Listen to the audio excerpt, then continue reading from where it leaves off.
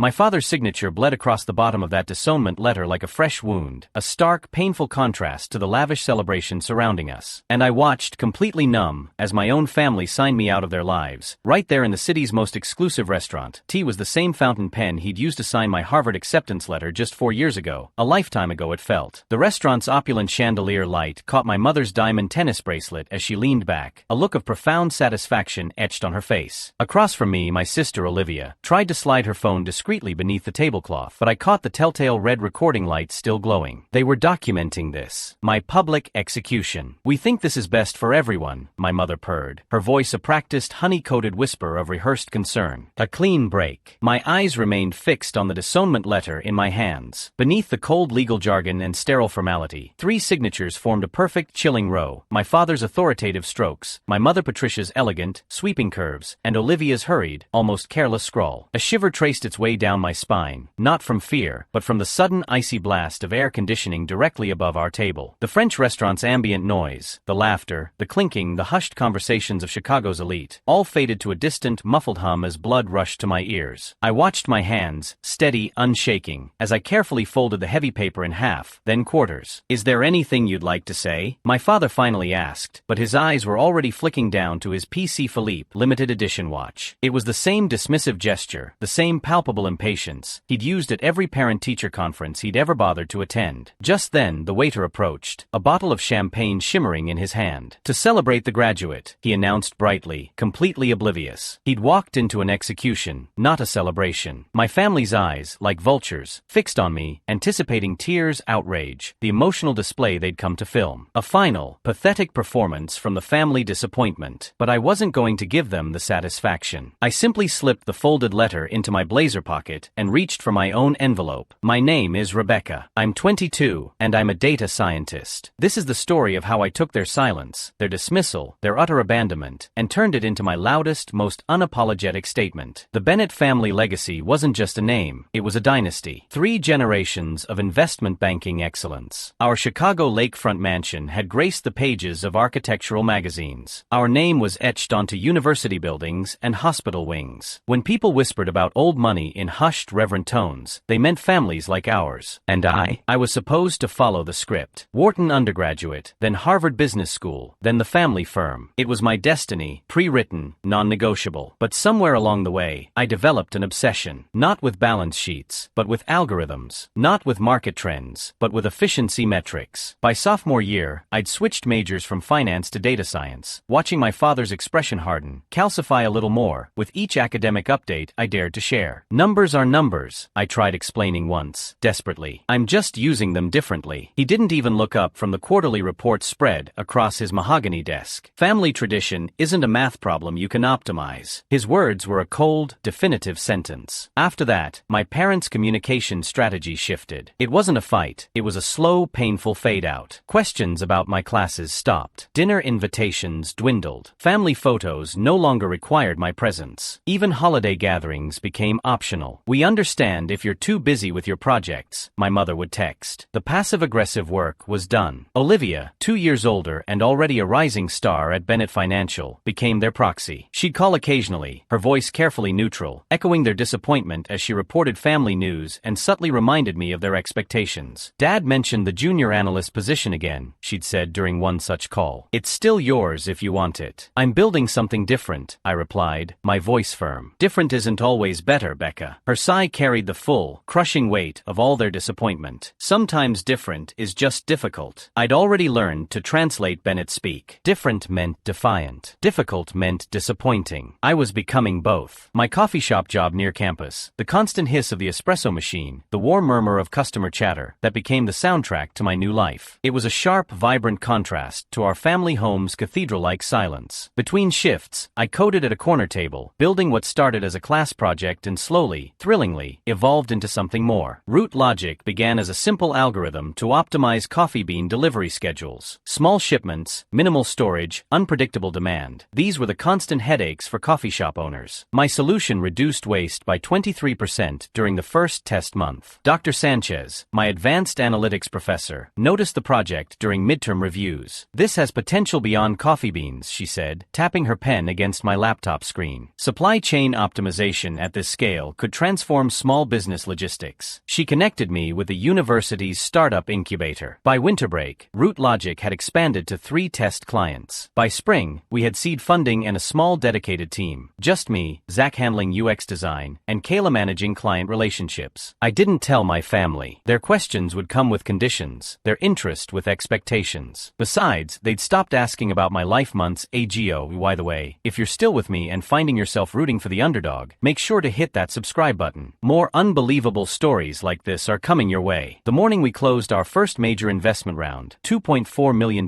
from VertX Ventures, I stood in my tiny kitchen, staring at my phone. The family group chat glowed with Olivia's law firm promotion announcement, followed by a string of champagne emoji reactions from my parents. My thumb hovered over the screen, the urge to share my own news, to finally get that validation, nearly overwhelming. But then I remembered their silence, their judgment. Instead, I put the phone down and went to work. We moved into a real office space that summer. Nothing fancy, just an open concept loft with exposed brick and questionable heating. The team expanded to 12 people. Kayla, my operations wizard, hung a whiteboard by my desk with our client acquisition targets. Halfway down the list, boldly written, was Bennett Financial. During a late-night coding session, I simply erased it. Some connections, I realized, weren't worth making. Then, James Mitchell from North Star Logistics reached out. His company needed exactly what we'd built, and they were willing to pay for it, not just as clients, but as acquirers. The initial offer came in at $5.8 million.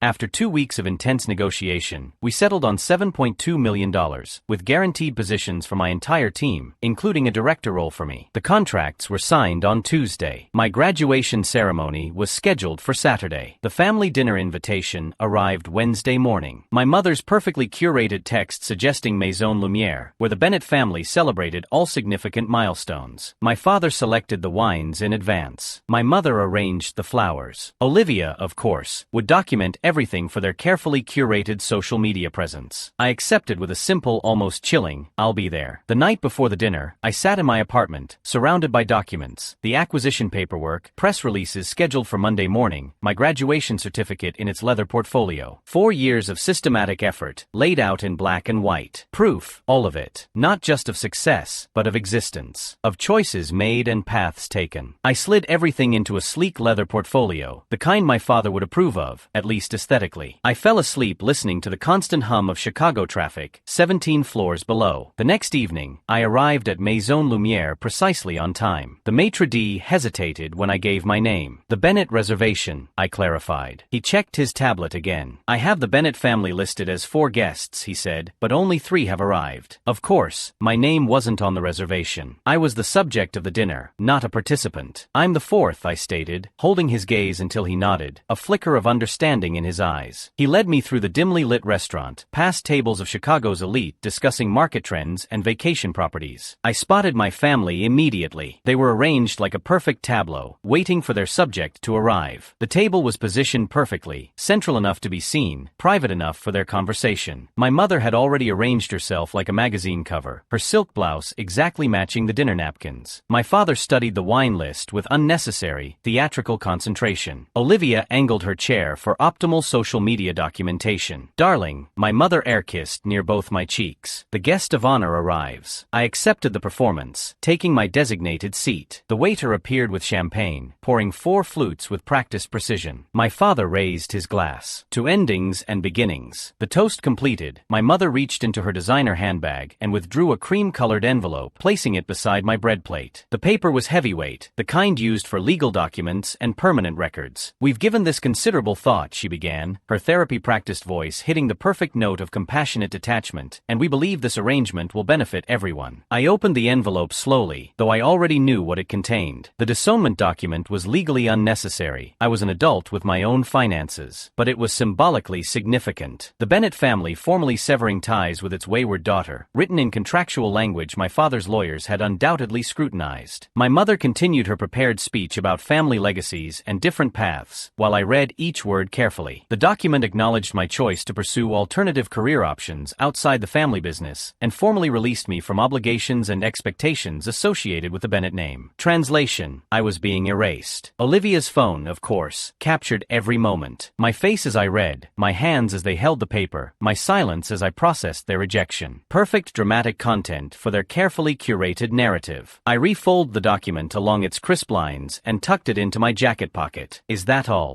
I asked, my voice calm, almost bored. My father's eyebrows rose slightly. It was the most emotion he typically displayed in public. You're taking this well. What did you expect? Tears? A scene? I kept my voice level, matching his practiced boardroom tone. We thought you might have questions, my mother said, her planned script finally derailing. I think everything is perfectly clear. I reached for my portfolio and placed it on the table. As it happens, I have something for you as well. I withdrew the North Star acquisition documents, slides from our final presentation, and the press release scheduled for Monday morning. I arranged them in a neat row between the bread baskets and water glasses. What's this? My father's attention sharpened, financial documents triggering his professional interest despite himself. My alternative career option, I said, tapping the North Star logo embossed at the top of the page. They acquired my company 2 days ago. The announcement goes public on Monday. Your company? Olivia lowered her phone, momentarily forgetting to record. Root Logic, the supply chain optimization system I've been building for the past 3 years. The one you never asked about. I met my father's gaze directly. He picked up the acquisition summary, scanning the numbers with practiced efficiency. His expression shifted as he reached the final figure, $7.2 million. This is legitimate, he said, unable to keep the surprise, the genuine shock from his voice. Completely. I'm joining as Director of Implementation Strategy next month. I kept my tone conversational, as though discussing the weather. We've already secured contracts with 3 Fortune 500 companies. Why didn't you tell us? My mother's perfect composure finally cracked. You stopped asking. The simple, devastating truth hung in the air between us. Olivia reached for the press release, skimming the content. This mentions your development of the core algorithm while working as a barista? The coffee shop by campus, I confirmed. I worked there for 3 years. We thought that was just. My mother trailed off, searching for the right dismissive word. Just what? A hobby? A phase? A failure? I kept my voice level despite the heat rising in my chest. You never actually asked. My father was still processing the acquisition documents, his financial mind automatically calculating valuations and terms. I could see the exact moment he registered my ownership percentage. This is quite an accomplishment, he said finally, his CEO voice activated. Perhaps we've been too hasty in our assessment. I almost laughed at the transparency of it. One multi-million-dollar exit, and suddenly I was worthy of consideration. The document is already signed, I reminded him, nodding toward my pocket where their disownment letter rested. By all of you. Documents can be amended, he countered smoothly. Some things shouldn't be. I gathered my materials, returned them to my portfolio. You've made your position clear. I'm respecting your decision. Rebecca, my mother reached for my hand, her diamond tennis bracelet catching the light. We're your family. No, I said gently, pulling away from her grasp. You're the Bennetts. I'm just Rebecca now. You've made sure of that. I stood, portfolio tucked under my arm. Olivia's phone remained dark in her hand, the story no longer following their expected script. Your arrangement, as you called it, works perfectly for me, I said, straightening my blazer. You wanted a clean break. You've got one. I walked through the restaurant without looking back, each step lighter than the last. I pushed through the heavy wooden doors and stepped into the warm evening air. Chicago's summer evening embraced me. Warm air, distant taxi horns, the rumble of the L train. Real life, messy and loud and wonderfully unpredictable. My phone vibrated with a text from Zach. Team celebration at Murphy's in an hour. You coming? I smiled, a genuine wide smile, and typed back, on my way. The team had planned this celebration for weeks, anticipating our acquisition closing. Murphy's was our unofficial headquarters, the Irish pub 3 blocks from our office where we'd celebrated every milestone. I flagged down a taxi and gave the driver the address. 20 minutes later, I walked into Murphy's to the sound of cheers from my team, the people who'd actually seen what I was building. The disownment letter remained in my pocket, a weight I'd carried long before they'd put it on paper. But now, it was just paper. Their signatures, their decision, their loss. Within a month, I'd complete the process of legally changing my surname, making the separation as official as they'd wanted. They thought they were writing my ending. They didn't realize they had just freed me to begin. If you've ever been underestimated or overlooked by the people who should have believed in you first, remember, success isn't about proving them wrong. It's about proving yourself right. Your silence can become your strength when you're building something that will eventually speak for itself. What would you have done in my place? Have you ever had to forge your own path when your family expected something different? Tell me what you think in the comments below. I really want to know. Before you go, here's a quick bonus for sticking around. If you love learning and growing like I do, you need to try audiobooks. I've got an exclusive deal with Audible. Your first month is completely free. That's access to over 500 100,000 titles, zero cost to you. All the details are waiting in the description. Don't miss this one.